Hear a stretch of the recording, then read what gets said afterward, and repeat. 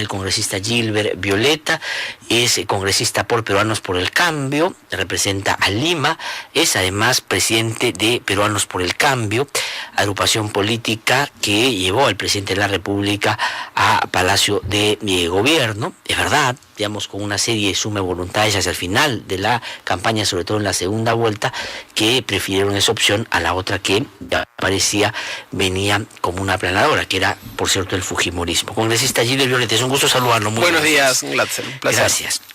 Yo quisiera, por favor, así como en la época de Toledo le preguntaban, entrevistábamos al señor Carlos Ferrer y le decíamos traducción. ¿Qué quiere decir? Bueno, yo no voy a ser el traductor, de nadie porque para comenzar me parece irrespetuoso tener que corregir las palabras de alguien. Ya, bueno, pero entonces denos su punto de vista sobre algunos asuntos muy importantes. La semana pasada, creo yo, como correspondía, había un merecido homenaje a los comandos Chavín de Huanta. Creo que ya más allá de cualquier mezquindad o matiz que pueda darse en algún aspecto de esto, creo que ha sido fundamental. El presidente hizo bien, el Congreso hizo bien, y en fin, creo que ahí ha sido una cosa muy importante. Pero sin embargo, para no entrar en el detalle de ese tema, se abrió, porque el propio presidente así lo hizo, una especie de algunos dicen ramo de olivo hacia otros sectores, hablando de esto, voltear la página. No he logrado, por lo menos yo, descifrar del todo exactamente a qué se puede haber estado diciendo el presidente, pero sí por la referencia tenía que ver con el fujimorismo, porque se lo dijo citando previamente a la señora Keiko Fujimori, a Alberto Fujimori, y Alberto Fujimori con un tuit inmediatamente dijo: le doy la razón al presidente, él dice que hay que voltear la página y mirar para adelante, y yo estoy de acuerdo con eso. ¿Qué debemos interpretar? Yo diría que lo primero es que ese fue un acto de gobierno, más allá de... Y el presidente, además, tan claro acto de gobierno que estaba con banda presidencial, ¿no? Y el ministro de Defensa, en fin, una serie de elementos que estaba clarísimo que se trataba de un acto conmemorativo de una trascendencia particular. Creo que efectivamente el Perú en general necesita voltear las páginas sobre muchísimas cosas. Creo que hay un contexto claro también que nuestra relación con el fujimorismo no ha sido la mejor. Esto desde que, digamos, desde la última campaña electoral, digamos, se quedaron muchas heridas abiertas. Luego la relación en el Parlamento ha sido una relación muy tensa.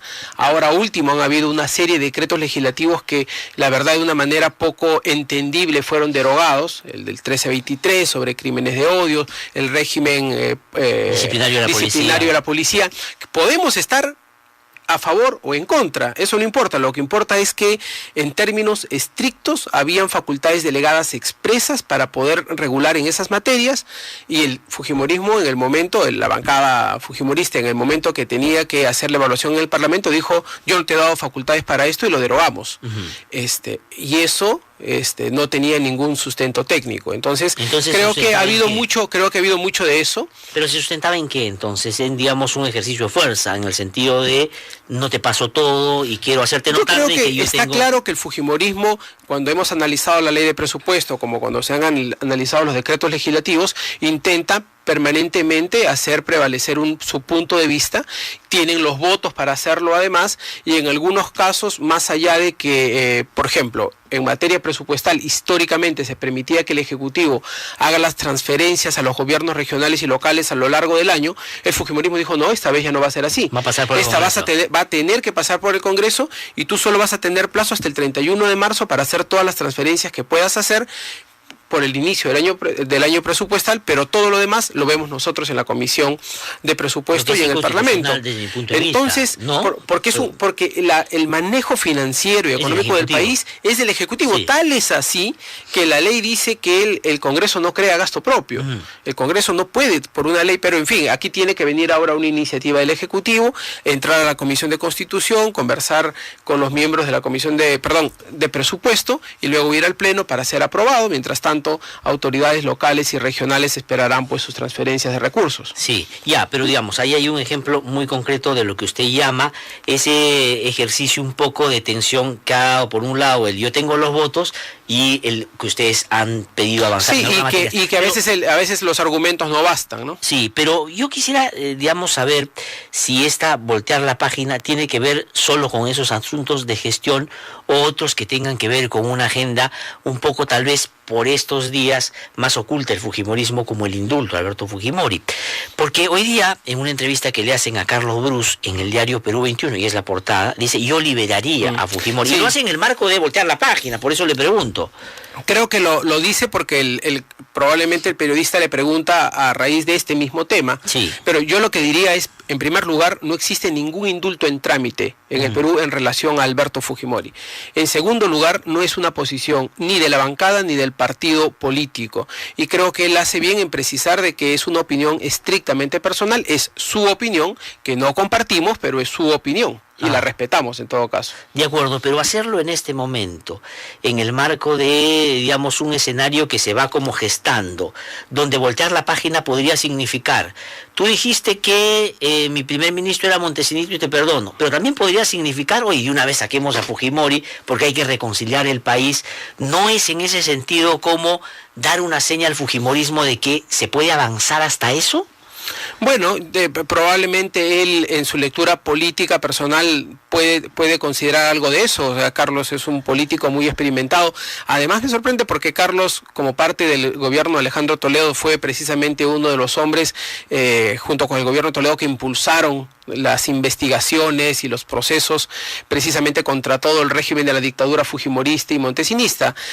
Bueno, ahora parece que tiene una postura un poco más flexible sobre ese tema, pero en todo caso, como te digo, no hay ningún indulto en trámite, ni esta es una posición oficial ni de la bancada ni del gobierno, entiendo. Ya, pero entonces este gobierno no va a indultar a Alberto Fujimori. Mira, eso no ha estado nunca en agenda. Ajá. No ha estado nunca en agenda. Nadie ha puesto eso en agenda, ni siquiera el propio fujimorismo.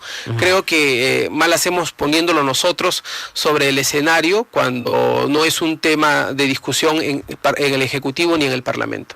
Ya, de acuerdo, pero y la otra posibilidad con la que sí estuvo de acuerdo, pero Pablo Kuczynski en algún momento, él dijo: si alguien presenta una bancada en el Congreso de la República, un proyecto de ley que dice que para las personas mayores de 70 años que tengan ciertos males, en fin, digamos, ya toda la explicación que se dio en su momento, él sí firmaría un asunto por eso para que, entre otros, le alcance a Alberto Fujimori. Voy a ser sincero en esto, porque esto fue parte de una discusión del plan de gobierno y en una posición efectivamente todavía de hace más de un año o de años atrás, ¿no? Esto nace en realidad con una opinión jurídica que dio Lourdes Flores en algún momento y que generó precisamente la opinión de Pedro Pablo, del presidente, ¿no? En el sentido que la propuesta consistía en que las personas mayores de 70 años, 75 años, dependiendo cómo se quiera regular, y que tengan condiciones particulares de salud afectadas por un tema humanitario, decía, y aplicaba también a Alberto Fujimori, no deberían estar en la cárcel sino terminar de cumplir prisión domiciliaria. Esa figura no existe hoy día en la legislación peruana. La prisión domiciliaria no existe. Lo que existe es la detención domiciliaria cuando todavía estás en investigación y estás en un proceso. Pero cuando ya tienes una sentencia, las sentencias se cumplen en cárcel. De acuerdo. Esta propuesta política, jurídica de la señora Flores fue recogida efectivamente por el presidente Kuczynski cuando todavía no era presidente, y él opinó en ese sentido, que a él le parecía que eso tenía lógica, tenía sentido, más allá de aplicarse solo a Alberto Fujimori, sino como una figura que debería ser recogida por la legislación peruana. Eso se tomó luego como una posición efectivamente que sería aplicado también a Alberto Fujimori, pero esa figura tampoco no existe. Hoy por hoy no existe. No por eso, pero si hay un proyecto y se aprueba con una mayoría fujimorista en el Congreso, tengo la impresión que el propio fujimorismo no quiere poner ninguna medida de esta naturaleza sobre el Parlamento. Ya lo hubieran hecho, ya lo hubieran dicho. No se ha tomado ninguna acción en este sentido, y tengo la impresión que es, digamos, un poco elucubrar y especular, pero que probablemente no esté tan cercana a la realidad. De acuerdo, pero no le interesaría porque un Fujimori libre en cualquiera de las dos condiciones podría generarle problemas internos. Recuerda que el Fujimorismo tiene 72 de 130 votos, tiene la mayoría absoluta para poder tomar cualquier decisión.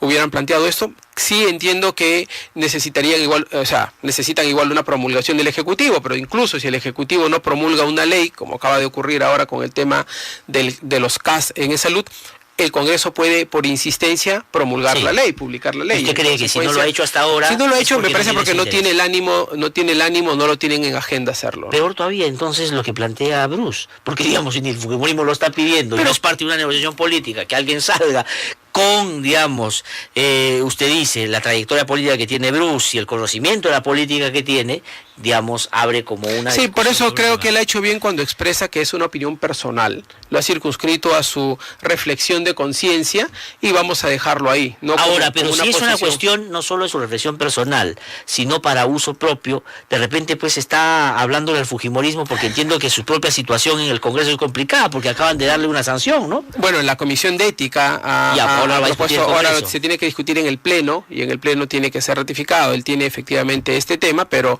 esperemos que una cosa no tenga que ver con la otra. Ahora el Fujimori va a decir, pero ¿cómo vamos a sancionar pues a nuestro Carlitos Bruce si nos acaba de poner sobre la mesa la posibilidad del indulto? De tirar una De repente flor. lo indultan a él, lo absuelven a él. No creo, esperemos que eso no tenga nada que ver, eso no sería ético. De acuerdo.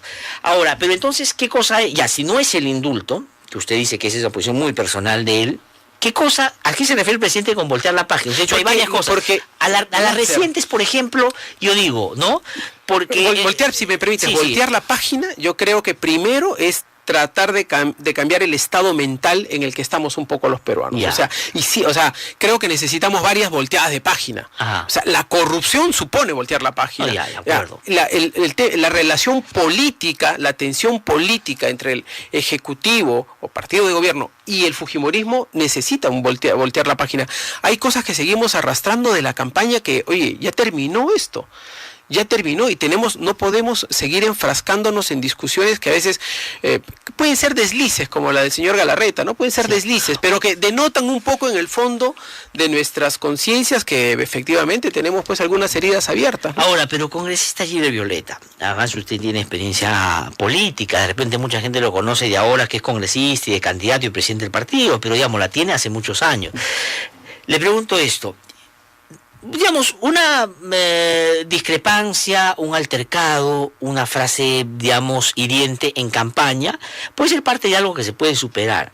Pero ¿cómo se supera cuando el señor Galarreta, que no creo que es un desliz, cree que el presidente no es presidente? Es decir, que el presidente no ha ganado las elecciones, que las ha ganado Keiko Fujimori. Eso, digamos, en cualquier análisis significa, oye, ellos no reconocen el triunfo electoral. Y en una democracia, digamos, un elemento básico es, digamos, una elección libre y transparente. Bueno, luego él se ha rectificado. Yo vi un programa en el que estaba Nicolás Lucar, Lucho Galarreta, en el que explicaba que no dice lo que decían un poco esas palabras en Diario Gestión, que se tomaron mal, se descontextualizaron, y en todo caso ya se rectificó. Más allá de que lo dijo de una manera un poco confusa, pero lo cierto es que ya se rectificó. Pero Keiko Fujimori las veces que ha aparecido, no esta última con el tema de Chavín de Huántar, donde no estar en la foto podría, entiende ella, haberle significado un problema político. Las veces que salió, la primera vez dijo, no hay presidente ya tiene que gobernar. Y la segunda dijo, el presidente está más en un club de San Isidro cuando debería estar ensuciándose los pies. Es decir, siempre hay esa lógica de que el presidente no es el que está gobernando. La oposición tiene que cuestionar siempre al poder. Sí. Y en este caso, la señora Fujimori, ahí le reconozco el derecho completo de crítica y de opinión, o sea, y además es una crítica y opinión política. En consecuencia, le está hablando a sus electores, a sus seguidores, a su público, le está hablando a sus militantes, y lo que está haciendo es marcando una posición clara de deslinde y de crítica al gobierno, y creo que tiene todo el derecho para hacerlo. De acuerdo, pero uno puede criticar la accionar del gobierno, pero que no puedes desconocer que ese gobierno es legítimo. Yo voy al principio básico, sobre todo cuando del fujimorismo seguimos teniendo ciertas desconfianzas de su aprehensión a la democracia, porque esa es la discusión que se dio en la segunda vuelta. Sí, mira, yo escucho a Pablo Kuczynski en la segunda vuelta decir, yo garantizo democracia. Por eso, ellos no. Por eso es que la verdad es que reaccionamos con muchas suspicacias cuando se presentan proyectos de ley como el de la señora Letona y Aramayo. La de Becerril, ¿no? o la de Becerril. Y la verdad es que se disparan a los pies porque, seamos sinceros, en estos temas se generan suspicacias naturales contra el fujimorismo, e incluso si los proyectos de ley tuvieran algunos elementos positivos, se desdibujan cuando se hablan de estos temas. Entonces, ¿qué suspicacia le genera a usted su actuación en materia de libertad de expresión. La suspicacia de lo que ha significado históricamente el fujimorismo en la década del 90 y lo que significó para los medios de comunicación cuando se compraron medios de comunicación. Eso ha sido parte de un proceso penal, además, donde se han demostrado pruebas. Es decir, no estamos hablando sobre el aire, no estamos hablando porque se nos ocurre o porque sencillamente estamos inventándonos historias. Entonces, son hechos históricos y esos hechos históricos tienen bases reales. Por lo tanto, cuando se habla del control de los medios de comunicación, mira, yo te diría en el fondo, yo hasta me atrevería a decir que efectivamente hay cosas que hay que regular en los medios de comunicación, pero en el análisis costo-beneficio de regular o dejar la libertad y evitar tocar la libertad de expresión y la libertad de opinión, obviamente prefiero la libertad de expresión y la libertad de opinión, sabiendo que hay cosas hay tuercas que se deberían ajustar, pero creo que nuestra democracia todavía es una democracia formativa, es una democracia que se tiene que consolidar, por lo tanto la oportunidad no es el momento para poder hacer algunos ajustes de este tipo, ¿no? No, además, digamos, el exceso es ejercicio de la libertad también, y puede haber medios que a uno no le gusten y que vayan más allá de lo que uno le gustaría, no sé, o lo que uno pensaría. Y ahí yo quiero entrar a otra cosa que me parece importante. El fortalecimiento del sistema judicial. Hace un rato, la gran página que tiene que estar asociada al tema de la corrupción. El gran problema que tenemos es la corrupción. Y claro, podemos generar todas las críticas del mundo, podemos opinar sobre todo desde el Congreso, señalar nombres y decir cosas. Pero ¿sabes por qué creo que ocurre gran parte de esto? Porque no confiamos en el sistema judicial. Porque no tenemos fe en el que el sistema judicial va a ser verdaderamente justicia. Y si no fortalecemos el sistema judicial y no comenzamos a creer en el sistema judicial de alguna manera y hacer ahí sí los ajustes, y creo que ese es el otro componente, la reforma política que necesitamos. O sea, no vamos a tener un Estado que verdaderamente responda como Estado a las grandes demandas ciudadanas. ¿Y qué hay que hacer desde el punto de vista de Peruanos por el Cambio y del gobierno? Yo diría, las reformas políticas, Glatzer, yo estoy trabajando en ese tema. Las reformas, y te voy a comentar en esto, las reformas políticas tienen 4 componentes. Uno de estos componentes es la reforma del sistema judicial.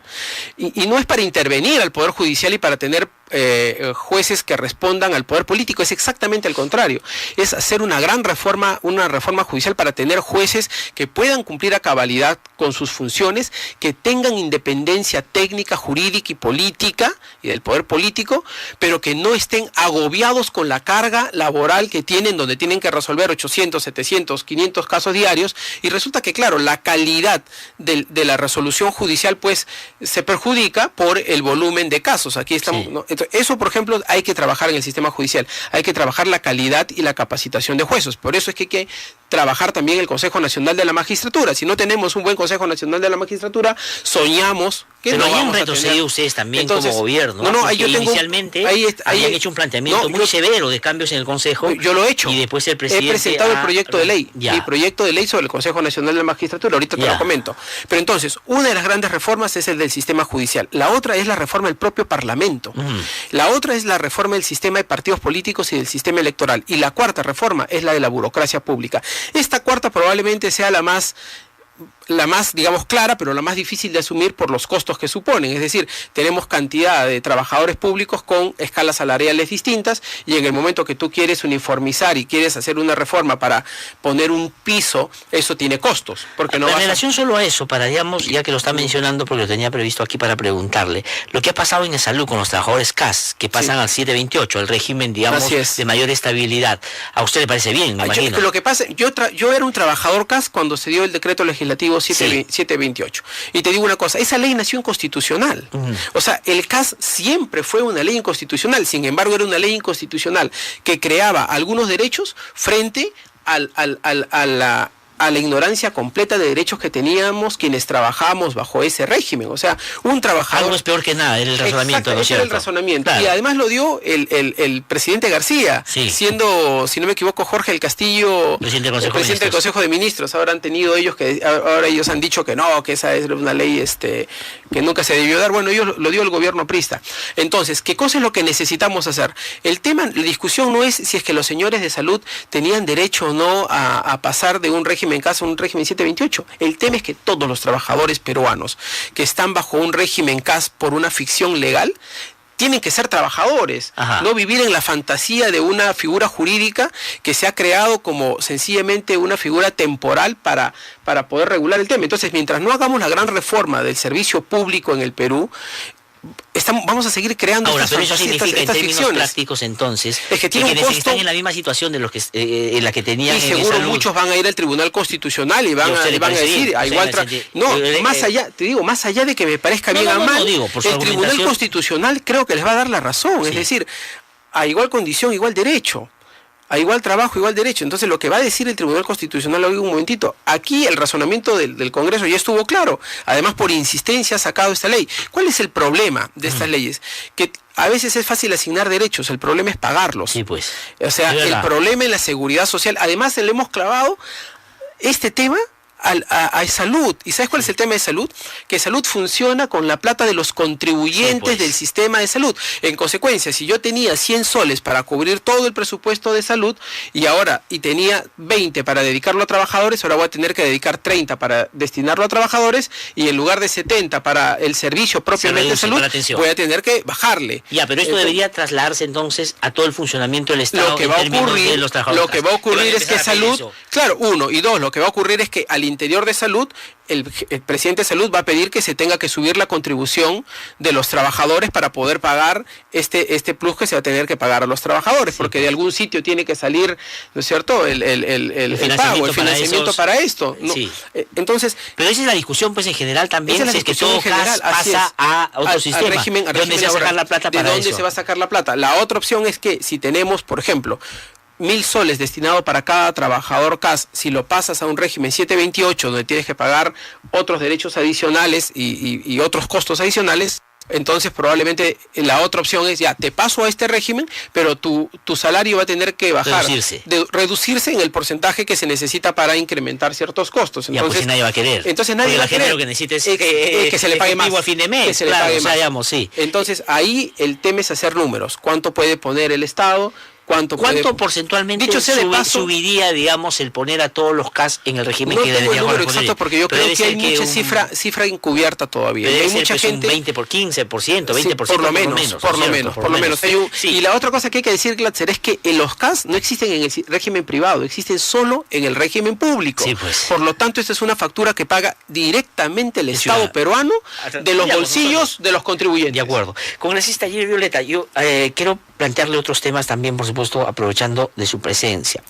En medio de la desgracia, y esto es una situación pues que a todos nos ha dolido, se ha medido un poco el funcionamiento y la posibilidad de desempeño del gobierno. Y el gobierno hasta ahora ha salido bien librado, ha subido en las encuestas del presidente, los ministros están muy por encima de lo que habitualmente tenían los primeros meses. Eso es bueno en términos políticos, porque lo ubica mejor. Pero hay el riesgo de que mal administrado pueda otra vez generar, digamos, un escenario de desconfianza con el propio régimen. ¿Cómo le ha parecido se viene administrando este momento? Yo diría que el gobierno, el gabinete en general, sobre todo, cambió las revoluciones con las desgracias ocurridas en el norte con todo este fenómeno del niño costero, que dicho sea de paso, ahora hay que generar un plan de prevención porque se estima que en mayo pueda haber una nueva reacción del fenómeno del niño, entonces hay que, por ejemplo, eso va a generar un nuevo momento para que el Ejecutivo, el gabinete específicamente, haga labores de previsión para enfrentar mejor este nuevo eventual desastres que podrían ocurrir. Pero yo sí diría, yo creo que había un gabinete pre-desastres naturales y un gabinete con posterioridad con mucha mejor reacción política, ¿no? Diría que era un previo más de gabinete y hoy uno más puesto en la cancha. Lo que también ayudó, y fue un poco el reclamo de ustedes también sobre ese gabinete, lo que nosotros reclamamos en el partido, efectivamente en su momento, era que necesitábamos un gabinete más puesto en las regiones, un gabinete más puesto en las provincias, conversando con la gente, resolviendo los problemas en las localidades. Y mira qué bien le fue al gabinete cuando salió con intensidad a las regiones, pero también ocurrió un fenómeno interesante. Todas las fuerzas políticas se alinearon detrás del gobierno, dieron un respaldo y todos apoyaron, más allá de algunas incidencias, ¿no? Pero creo que todos en general dijeron es el momento de apoyar el gobierno, y eso es lo que ha generado, creo que la sensación, la percepción ciudadana de que en la política también se pueden hacer las cosas distintas. Ahora y esa aprobación se ha volcado sobre el gabinete y el gobierno. Pero no deja de ser un drama, porque digamos ha tenido que pasar un suceso de esta naturaleza para que la actitud del gabinete cambie. Bueno, siempre hay un factor detonante, ¿no? Este ha sido un factor detonante, ha sido una descarga eléctrica directa, pero el gabinete ha reaccionado bien al final. Ahora, pero hay algunos críticos que más bien dicen que eso puede ser un 40-50%. El otro es el inflador que le han metido con la publicidad al tema, es decir, han invertido cualquier cantidad de plata en publicidad, que digamos cualquiera puede hacerse simpático, digamos, con toda esa inversión. Creo que creo que no se le ha metido el otro día tanto dinero, al contrario. El otro día le pedimos a Fernando Zavala un informe sobre esto, el Premier, y precisamente nos demostró que, por ejemplo, en comparación a gobiernos anteriores, a los años precedentes, se había gastado solo 8 millones de soles. En otros años se había llegado ya para este periodo a una ejecución presupuestal sobre 20 millones. O sea, en verdad estábamos en un monto relativamente bajo. Lo que ocurre es que el nivel de cobertura de medios ha sido inmensa, es decir, prensa escrita, televisiva, redes sociales, campañas organizadas por la propia gente a nivel de Twitter, Facebook, grupos. Por ejemplo, nosotros en el partido teníamos cantidad de grupos de voluntarios activos, teníamos recolección de alimentos, hemos estado metidos en las zonas de desastre, y claro, esto ha ocurrido entre otras cosas porque la gente se ha sensibilizado con el tema.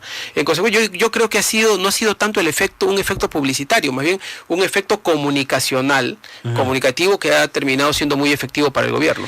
Ahora, y esto que usted dice y que tiene que ver con el funcionamiento del gobierno en un contexto de dificultad, disminuye la exigencia o el pedido que había hecho el partido y algunos parlamentarios del partido de que tienen que hacer cambios en el gabinete, o digamos en perspectiva se mantienen, y de repente no hoy, sino pensar en julio, digamos, que es una época. Sí, bueno, yo creo que, y siempre lo dijimos además, nosotros en ningún momento dijimos los cambios del gabinete se tienen que dar en este momento. Lo que nosotros siempre dijimos es que en los momentos de crisis recomendábamos al presidente evaluar su gabinete para que estime los cambios que sean necesarios en la oportunidad que sea necesaria. Pero claro, siempre dijimos, julio es el momento probablemente ideal siempre para hacer balances, porque es el balance del año. Yo creo que todos los presidentes en general, todas las gestiones, deben de llegar a julio con un balance de metas, pero también de equipo.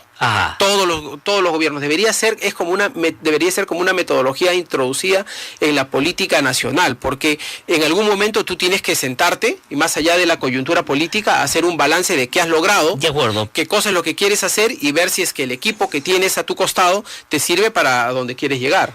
Pero digamos, le pregunto al presidente del partido, del presidente de la República, también tiene que llegar con un balance si debería o no darse eso. Yo te diría que nosotros como partido vamos a hacer un balance que vamos a alcanzarle al presidente, pero sin lugar a dudas yo creo que julio algunos cambios se tienen que hacer, ¿no? Pero Zavala se debería mantener, ¿no? Porque creo que todo indica que sí. Creo que esta reacción que se ha tenido con posterioridad a los desastres y además la propia gestión del desastre que se necesita para el futuro. Ahorita se viene un plan de reconstrucción que tiene que ser muy intenso, que además va a costarle al país porque se necesita rehacer puentes, rehacer carreteras, rehacer mucha infraestructura. Alguien lo tiene que liderar y creo que el primer ministro es quien tiene que dirigir la batuta de esta cosa. Pero el primer ministro no en términos, digamos, del cargo, sino Fernando Zavala como primer ministro. Por lo menos esos 3 años que ha pedido para el tema de la reconstrucción debería ser el que lo lidere. A mí me parece que sí, me parece que Fernando conoce perfectamente este tema, ha viajado y creo que él está en capacidades para poder desarrollar esta función. Ahora, hoy se va a discutir el tema de la reconstrucción. Creo que ha sido bueno que el gobierno lleve la discusión al Congreso para darle una legitimidad y un contexto Así es, mayor. Y nosotros, eso fue una de las cosas que también nosotros insistíamos. Nosotros insistíamos que cualquier inversión, por las dimensiones que tiene que basarse sobre 2 cosas. Uno, un plan. No puede ser solamente, como ocurrió en otros momentos, en situaciones de desastre, mandar un comisionado que a ver qué cosa se necesita y se gasta a discreción. Aquí lo que tiene que haber primero es un plan. Y la segunda cosa, un debate nacional sobre el plan. Y el plan lo tiene el Ejecutivo y el debate nacional se va a hacer hoy en el Parlamento. Ahora, pero en ese debate nacional que usted plantea, hay algunos que extrañan las regiones y los gobiernos subnacionales, tanto los gobiernos regionales como los gobiernos municipales, y se acusa que esta propuesta, siendo bien intencionada, es muy centralista, en el sentido que bajo la lógica de la subsidiariedad lo que va a hacer es, yo te doy, si no lo hace un tiempo, yo lo voy a hacer de todas maneras, y puede de alguna manera otra vez llevar al centro todas las decisiones. Ahí ese riesgo debería mitigarse, debería ser Bueno, hemos pedido un informe a la Secretaría Técnica para que nos alcance una evaluación legal específica sobre esto, para evitar colisionar con la ley orgánica de los gobiernos regionales y de las municipalidades. Hay que ser muy respetuosos de esto, hay que estar muy ajustados a la legalidad, no se nos puede pasar la mano en eso, pero en todo caso lo que no podemos ignorar es que la demanda de la ciudadanía es tener un gobierno efectivo. Sí. Y tiene que haber un gobierno efectivo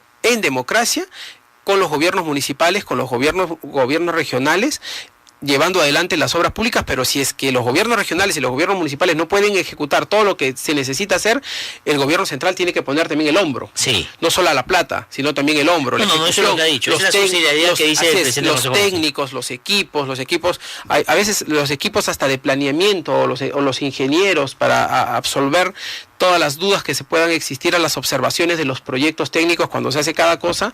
Creo que si el Ejecutivo tiene que ayudar un poco en eso también. Ahora, pero digamos, esa eficiencia tiene que tener algunos resguardos para que no sea escenario de corrupción. Y esa es la Contraloría General de la República. Pero el Contralor se ha quejado. El Contralor lo que ha dicho es que más bien están dejando de lado algunas cuestiones que son para él importantes. Sí, yo creo que en eso no deberíamos claudicar ni un centímetro cuadrado. Sí. Si la Contraloría cree que hay algún elemento que se tenga que corregir para poder dar las garantías que lo que se va a hacer en materia de reconstrucción en el país va a ser conforme a la ley y que no se va a desviar un sol hacia la corrupción, y la Contraloría cree que tiene que intervenir, pues que lo haga. Por ejemplo, yo siempre he cuestionado esta cosa, Glatzer. La Contraloría tiene la famosa lógica de la intervención ex post. Sí. Es decir, la Contraloría mira, ¿no es cierto?, observa el proceso, pero no opina hasta que termina una adjudicación o una licitación. Y solo cuando termina recién hace una evaluación de todo el procedimiento anterior. La pregunta es, ¿por qué la Contraloría no puede intervenir en cada acto que a lo largo del desarrollo de un proceso de contratación? Pero el proyecto que ha presentado el Ejecutivo dice que lo que va a hacer la Contraloría ahora es estar el momento en el que se toman las decisiones, pero quita el post. Por decir, en el hecho de acompañar, se puede tomar una decisión que tiene una serie de vacíos y debería tenerse la posibilidad después también de poder investigar estos casos. Eso es lo que se ha quitado. Yo creo que eso tiene que ocurrir, pero establezcamos la responsabilidad del funcionario de la Contraloría, porque lo que no puede, ¿qué cosa es lo que no debería ocurrir? Lo que no debería ocurrir es que un funcionario de la Contraloría participa a lo largo del proceso, da su ok, su aval, su aceptación, su aprobación a cada acto del proceso, termina la licitación y luego cuando termina la licitación, ese mismo funcionario vuelve a recibir el proceso y dice, no, aquí había una irregularidad. No, ya pues, pero ¿te das cuenta? Que eso es el mal uso de una herramienta, pero el asunto es que no puedes evitar la herramienta para, digamos, evitar que la maluse. Pero es que además esa es una facultad que la tiene constitucionalmente. Ya, de acuerdo, pero él dice que tiene temor de que eso pueda suceder y que pueda, digamos, vulnerarse su autonomía también. Yo creo que si él tiene alguna duda hay que revisar la Constitución y se va a dar cuenta claramente que una ley no puede modificar la Constitución. ¿Y usted lo que cree es que si la Contraloría tiene alguna observación, hay que darle las seguridades que necesita la Contraloría para poder hacer un buen plan de reconstrucción? Lo peor que nos puede ocurrir es que además ya después de estar viviendo todos estos escándalos y todas estas cosas que se está viendo en el país a raíz del caso Lavallato y los actos de corrupción, que no tomemos las previsiones del caso y que no aprendamos de estas lecciones que nos están dejando todas estas situaciones, ¿no? Ahora, y en el caso ese de Lavallato, la Procuraduría ha insistido en la responsabilidad del presidente o que el presidente se ha incorporado en la investigación, porque inicialmente, por lo menos en un extremo, la Fiscalía había decidido rápidamente yo te he expresado por lo menos además en la libertad de una opinión personal, mi opinión crítica sobre mucho la labor de la Procuraduría. La verdad, confío más en el Ministerio Público y el Poder Judicial que en la propia labor de la Procuraduría. Me sorprende porque comienzo a ver una serie de declaraciones de la Procuraduría que me parece son apresuradas. No digo que sean profesionales de mal nivel, yo creo que hay profesionales, son algunos incluso compañeros de estudios de la universidad, pero lo que sí creo es que la Procuraduría debería tener más elementos de información y formular denuncias sobre bases más documentadas. Me parece que está haciendo un trabajo probablemente mucho por presión mediática, está haciendo un trabajo jurídicamente ligero. Ahora, en el caso de Chinchero, escuché decir ayer al vicepresidente de la República, además ministro de Transportes y Comunicaciones, el señor Vizcarra, que ya le parece pues una necesidad insistir con el tema de la interpelación y la posibilidad de la censura en el Congreso de la República. ¿Usted cree que ya debería, en el ánimo de voltear la página, de que está de moda eso, cerrarse también? Mira, lo de Chinchero, yo te diría una cosa. Martín Vizcarra tenía todo el pliego interrogatorio y de absuelto listo para ser leído y explicado en el Parlamento. O sea que no creo que sea ningún trabajo adicional para él hacerlo. Si un grupo de parlamentarios, yo respeto mucho el fuero parlamentario. O sea, en esto, más allá de ser pro-gobiernista, como me corresponde ser, también creo que el fuero del Parlamento hay que respetarlo. Y si un grupo, conforme al reglamento parlamentario, cumple con las formalidades para plantear una interpelación, el ministro que sea está en la obligación de ir a responder. Y yo no tengo la menor duda que Martín, en cuanto vaya, sabrá absolver. Ahora, pero no por una cuestión de competencia, sino por una cuestión de que si queda o no duda. ¿A usted le parece políticamente necesario? Es que, ¿sabes qué? Yo lo que diría es que incluso yo lo que sí le recomendaría a Martín es hacerlo para, ¿sabes para qué? Para que despejar cualquier duda y para que su propia honestidad, honorabilidad sea... No quede afectada. No quede afectada, porque claro, debería pedirlo, si es que nadie lo pide, es decir, insistir. Bueno, eso está en la libertad absoluta de él. Yo entiendo que ya Acción Popular ha planteado esta interpelación y seguro que si es que se ha cumplido con las formalidades se va a dar, se señalará una fecha y de repente nos ayuda a cerrar un capítulo para que no quede como así en la nebulosa el cuestionamiento sobre el caso Chinchero. Entonces, si es que se hace esto, de repente eso ayuda más bien a cauterizar este tema y a tirar para adelante. Sí, y la reforma política, usted es parte del subgrupo de trabajo de la reforma política. He visto unas declaraciones que ha hecho la congresista Donaire y se ha centrado por lo menos la cobertura en que no se van a aceptar donaciones de empresas en las campañas. Claro, estamos haciendo, digamos, algunas...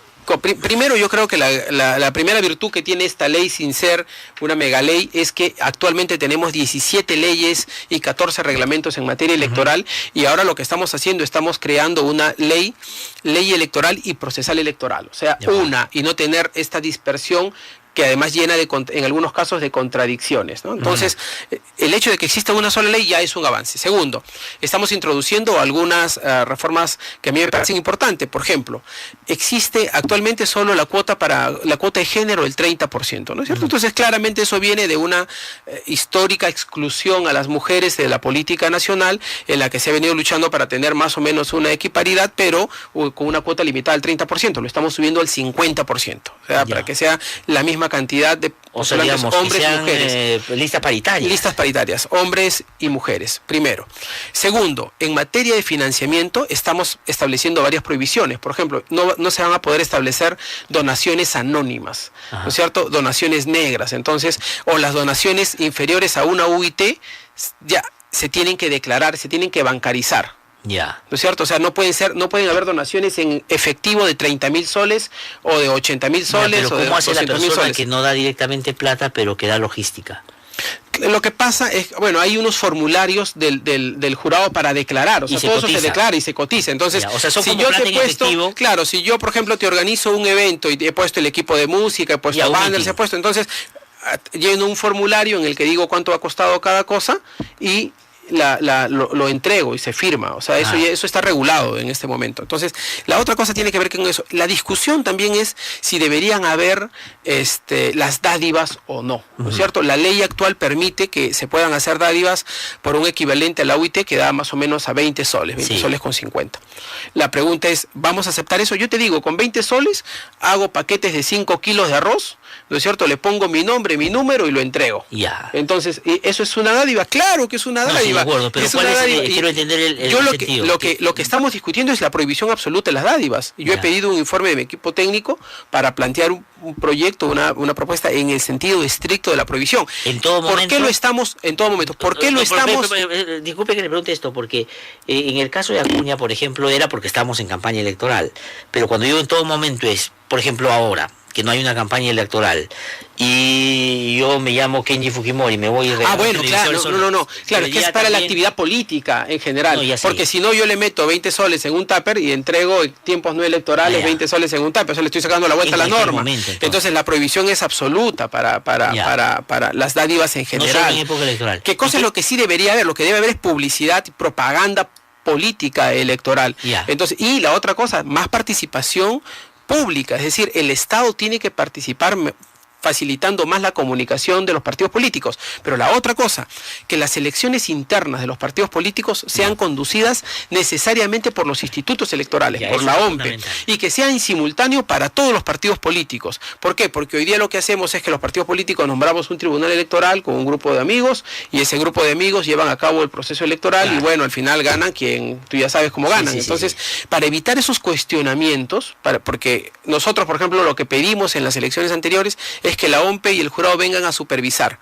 Pero lo que nosotros decimos ahora, no basta la supervisión, deben conducir el proceso. De acuerdo. Entonces, estamos trabajando varias de estas cosas y esperemos que funcione. Ojalá. Y sobre eso, a ver, otro día con más tiempo seguimos hablando porque hay varios otros aspectos. Sí, hay varios proyectos y algunas de modificaciones constitucionales, distritos uninominales, el mismo tema del Senado. Es decir, hay varios temas de reforma constitucional de la que podemos hablar. Otro día lo comprometo a ver para conversar básicamente. Gracias, Glatzer. Congresista Violeta, muchas gracias por haber venido esta mañana. Encantado. Si Violeta entonces quiere conversar con nosotros, una pausa y regresamos en un instante.